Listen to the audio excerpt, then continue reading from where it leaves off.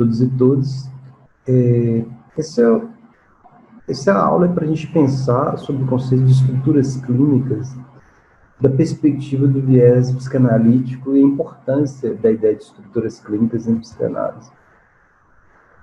Então, para a gente pensar o que é o diagnóstico clínico em psicanálise, é necessário e pensar o diagnóstico como procedimento de base científica, é necessário a gente analisar o referencial teórico que inaugura a relação da psicanálise com a ciência. Então, o pensamento de sujeito em psicanálise, ele não é ele é um pensamento de sujeito específico, com conceito de sujeito. Isso quer dizer que na psicologia, por exemplo, e tanto na filosofia, você tem um emaranhado de ditos sobre o que é sujeito, sobre o que é subjetividade, mas sem delimitar bem o que é e como é a relação deste com a ciência. Em psicanálise, o sujeito, ele é sujeito da ciência. Pensar nisso é diferenciar a ideia de sujeito da ideia de homem, da ideia de indivíduo, da ideia de pessoa. Né? Então, recorremos. Então, Lacan vai colocar a hipótese de um sujeito da ciência dentro de um corte epistemológico, feito e fundamentado por um epistemólogo histórico chamado Alexandre Poiré. Então, Poiré, ele aponta o seguinte, de que a ciência grega, a ciência antiga, ela em nada se aproxima da ciência moderna. Qual a perspectiva da ciência moderna? A ciência moderna, ela sobressai pelo cálculo. Né? Então, a partir do momento em que se aplica o cálculo no movimento das esferas celestes, no movimento dos corpos do mundo, se inaugura, então, a ciência, e essa ciência é fundada por Galileu. Então, na leitura de Poiré, não existe ciência antes de Galileu. Ele aponta um aspecto histórico. Há uma incidência aí no funcionamento da ciência, de que o cálculo, ele é uma articulação simbólica, ou seja, o que a ciência estuda, ela não é a substância das coisas, mas relações lógico-matemáticas, ou seja, a determinação do que é uma estrela, do que é um astro, do que é um movimento, são relações lógicas, e isso a gente pode ser atestado na física moderna. Né? Falar que a física moderna é um pleonasmo. Então, ou seja, a ideia de símbolo destitui de substâncias e do caráter empírico as coisas. Então, ao contrário que determinadas epistemologias apontam, né, de que falam, né, ou defendem de que a ciência ela é marcada pela empiria, ou seja, aquilo que você vê e olha. Para Poiré, não.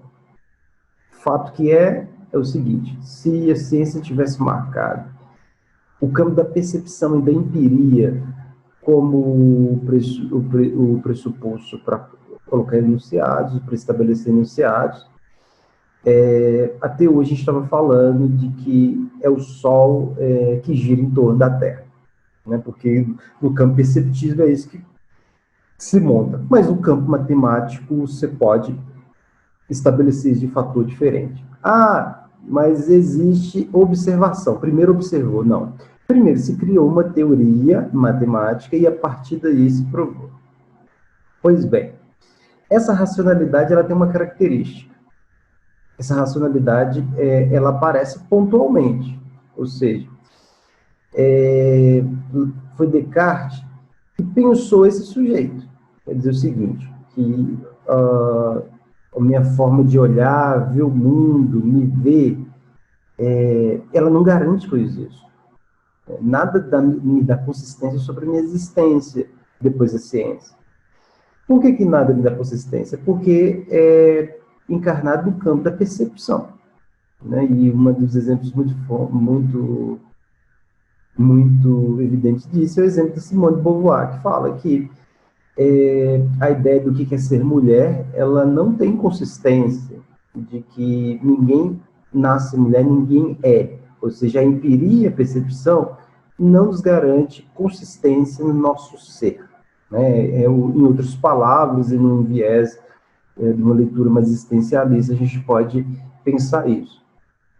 Ou seja, O sujeito ele só aparece ali na ciência quando ele elabora o cálculo, ou seja, quando ele pensa. Tá? E aí, o que é interessante, de forma científica, não se pode falar do que é uma subjetividade. Isso significa que nenhuma garantia sobre nosso ser, sobre nossa subjetividade, sobre nossas questões sobre a subjetividade, elas são determinadas pelo campo matemático. E a gente pode ter exemplo o campo da sexualidade, do amor, eles nada podem ser ditos pelo viés matemático. Isso significa que a ciência em nada fala da subjetividade. Professor, mas tem abordagens científicas que falam que são ciências.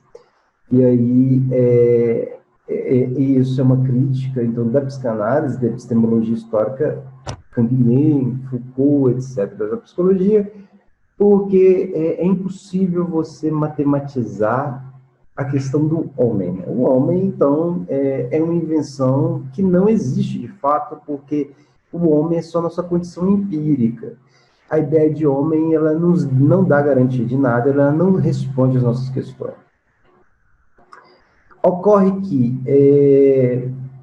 que na clínica é onde esse sujeito aparece, porque é lá que ele vai, então, falar sobre suas questões subjetivas, sobre sua dor do ser. Ou seja, lá onde o sujeito é excluído, sobre a dor excluída, a psicanálise alcança. A psicanálise o acolhe dentro do seu consultório. Entretanto, tem um efeito aí, um problema de ordem lógica. O sujeito da Descartes, ele é um sujeito do puro pensamento, logo a pura consciência. E aí a psicanálise ele vai subverter isso. De que forma? De que nem a ideia da consciência, ela nos dá consistência.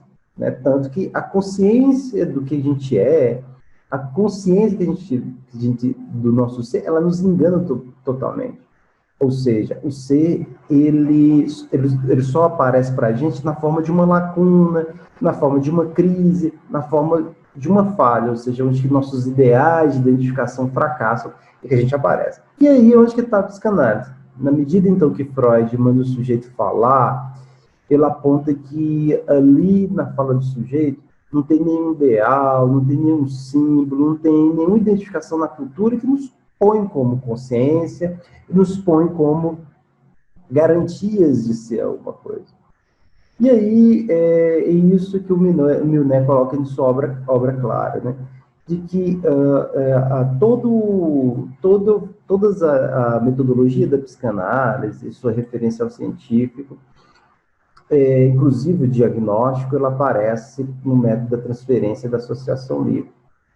A transferência porque é na medida que o sujeito refere a alguém, você vai poder construir um laço, né, sobre a pessoa vai poder falar. Porque a fala nos desqualifica? A fala nos desqualifica porque, primeiro, todo mundo que fala aponta uma inconsistência na fala. O que é inconsistência na fala? Pelas palavras, ninguém encontra a consistência do que é. Ou seja, no campo da fala e da linguagem, todo mundo perde o sentido do ser. Ou seja, não tem como colocar sentido em um ser de ninguém. Né? Então, o sentido ele é sempre uma construção. Nunca se tem o sentido inteiro e pronto. Isso também vem na ideia de verdade, né?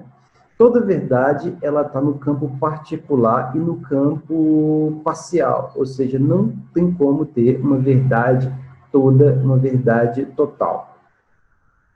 Isso implica que qualquer identificação que a gente tem na vida real, ser mulher, ser homem, ser mãe de família, ter um trabalho, ganhar dinheiro, isso não nos dá consistência, porque ele se vê em um campo de significação. E esses campos de significação, a psicanálise aponta que sempre fracassa, né? E isso aponta pelo mecanismo de associação livre. Pelo mecanismo de associação livre, o sujeito vai falar dos seus fracassos no campo da identificação, dos seus fracassos pela ideia do eu, né? De que esse eu da consciência, ele é extremamente frágil, e ele desloca no sentido, né? Ninguém tem um eu, uma identificação pronta. E isso é a diferença entre o diagnóstico da psiquiatria e da psicanálise, porque a psiquiatria, por tentar colocar o sujeito ali em traços, em sintomas, e colocar lista de sintomas, você acaba prevendo, então, uma ideia de consistência nesses traços, nessas significações, né, de depressão, de bipolar, etc. E isso aqui acaba acontecendo e o sujeito não consegue sair disso. Para a psicanálise, discurso que o sujeito, além de se dar conta que essas identificações fracassam, que ele consiga deslocar e tentar produzir algum sentido sobre o ser, né? E isso aí que está em voga no método psicanalítico. Então, o método psicanalítico ele tem acesso à palavra, tem acesso ao simbolismo, né? Porque na medida que eu inauguro uma pessoa para falar com ela, eu inauguro também uma série transferencial. O que é uma transferência? É uma repetição de afeto de outros protótipos e outros padrões de transferenciais, ou seja, amorosos, ou seja, com o analista ali eu vou repetir esses padrões transferenciais, não só nos padrões transferenciais, também a forma inconsciente, a forma inconsciente que eu ajo sobre elas, que eu me relaciono, e isso não está velado para mim, tanto o protótipo, quanto também minha forma de fazer. E é aí que existe, aí a gente fala em psicanálise que existe um outro dentro da gente, quer dizer, um outro que o próprio eu e que a nossa própria identificação desconhece. Então, no momento da análise, é um momento que esse outro estranho, a própria consciência do sujeito, ele ganha voz. E isso é importante na própria escrita clínica em psicanálise. Pelo viés da associação livre para o método analítico, na medida que o sujeito vai falando e que essa fala ela começa a ser pontuada, questionada e redirecionada ao analista, ele vai criando novos sentidos do ser e é a partir daí que o diagnóstico vai se dando. Quer dizer que existe ali pontos do diagnóstico que reaparecem em várias estruturas clínicas, é verdade, mas só que cada sujeito ele vai organizar de forma diferente esses traços e ele vai ter um sentido de forma diferente. Então, é o seguinte, em psicanálise não basta você listar sinais e sintomas. É necessário pensar qual é o sentido desse sujeito, dessa agrura que o sujeito dá, a posição dele frente ao outro, ou seja, frente aos laços sociais, frente ao campo social, e como ele dá sentido para a própria existência, né? E isso só se faz diante da própria constituição dele e da forma de fazer. Então, a construção do psicodiagnóstico psicanalítico, ele é um campo que ele vê tanto a pesquisa, o diagnóstico e a forma de tratamento ao mesmo tempo. Ou seja, todo sujeito que se põe a falar impõe também uma forma de pesquisa. Mas não é uma forma de pesquisa no qual você já tem uma resposta pronta, né? Que quem tem a resposta é o analista. Pelo contrário, ele vai propor condições para que o próprio analisante ele descubra, ele construa, e ele coloca hipóteses de sofrimento mental, e ao mesmo tempo vai colocando essas inconsistências, né, de cada um, ou seja, não adianta colocar o sujeito num simples método, numa simples classificação diagnóstica, né, porque cada um tem o seu campo. O diagnóstico psicanalítico ele vê nesse ponto também o termo de realidade psíquica ou fantasia. A fantasia não tem nada a ver com devaneio, né, que é o sentido comum e corriqueiro, o sentido da fantasia. Ela tem a ver com uma certa ficção do nosso inconsciente aos dados objetivos da realidade. Ou seja, a mediação que a gente tem com a realidade dita objetiva, ela é mediada por nossa realidade psíquica, né? E Freud, ele tem essa ideia de que toda forma que o sujeito coloca no sintoma, ele constrói através de uma ficção, né, que a gente quer uma espécie de mito, no qual os elementos simbólicos, eles estão na história do sujeito. Isso quer dizer o seguinte, de que a nossa história anterior a qualquer objeto amoroso ou qualquer objeto da realidade, ela intervém sobre a forma da gente ver nossos objetos e na nossa forma de se posicionar com ele. Então, a primeira definição de fantasia, a fantasia vai ser importante no diagnóstico psicanalítico, porque ela impõe uma posição de sujeito através da fala, por exemplo. Todo mundo, a fala histérica, ela coloca sempre isso como objeto do outro, né? Então, essa fala de se colocar como objeto, ela é uma repetição em todo o traço histérico, mas ela garante também um certo sentido sobre a existência do sujeito. É uma fala que repete diante de todas as relações. Então, isso aponta ali um lugar do sujeito no campo da interpretação, né? Então, é o seguinte, não se trata em psicanálise de interpretar o enunciado, quer dizer, aquilo que o sujeito diz objetivamente. Trata-se de interpretação, ou seja, da comparação da posição subjetiva com o analista frente aos outros objetos, pensar quais são os símbolos que orientam todas essas construções, e por aí vai. Então, toda a fantasia ou a fala do sujeito, ela aparece como se fosse uma criptografia, né? Quer dizer, ela consiste num ambiente ali criptografado, que está criptografado para o sujeito, que ela traz, na verdade, ali um enigma para o sujeito, e na medida que o analista ele vai colocando pontuações, vai quebrando essas consistências, né, do eu sou, né, dessa consistência cartesiana, baseada na consciência, o sujeito, então, ele consegue produzir uma verdade sobre o seu sintoma, uma verdade sobre si, que, de certa forma, ela é sempre criada. E aí vem a ideia de estrutura em psicanálise. Tá? Então, a ideia de estruturalismo impõe o seguinte, de que nenhum símbolo ele tem sentido próprio. Né? Todo sentido ele se organiza de acordo com as leis e os ordenamentos de cada sistema. Né? E uma desses sistemas ele tem a fala. Né? Então, a fala o que é?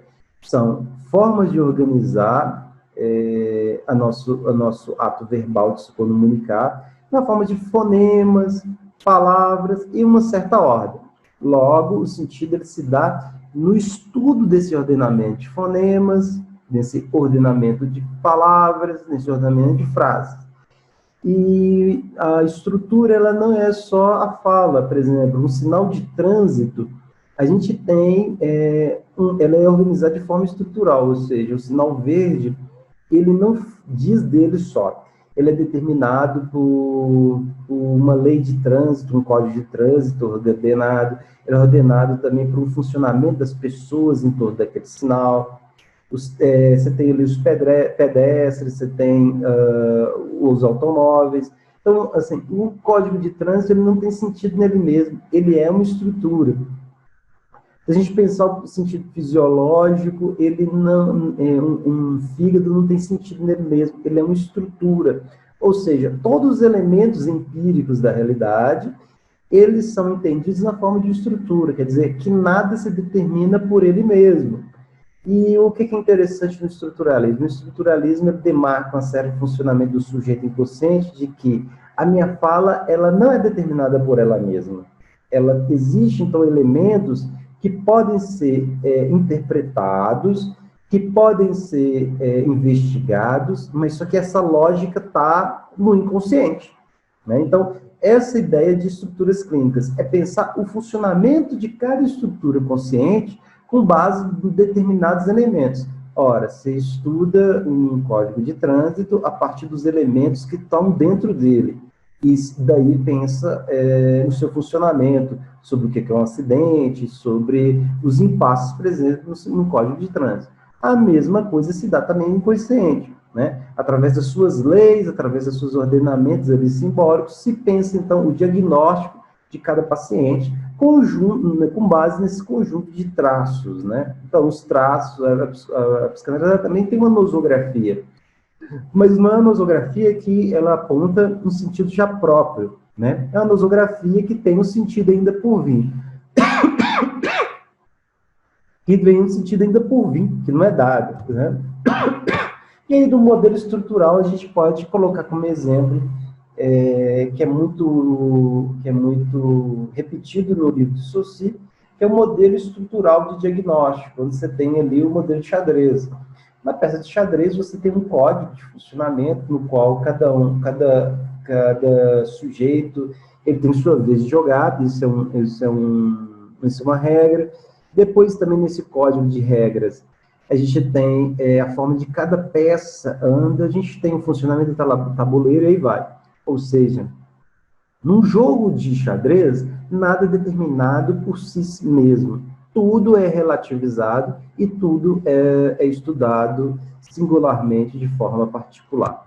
Tá? Então, também o diagnóstico em psicanálise se vai ter conjunto de traços, conjuntos de sintomas, que são regulares em determinada estrutura clínica, né? É verdade.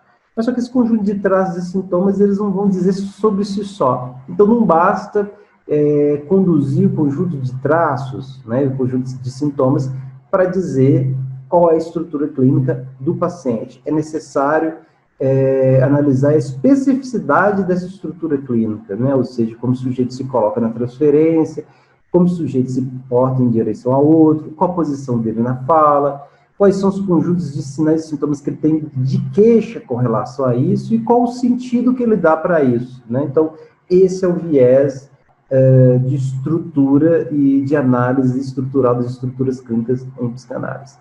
Então, vamos ficar por aqui. Um abraço a todos, até a próxima.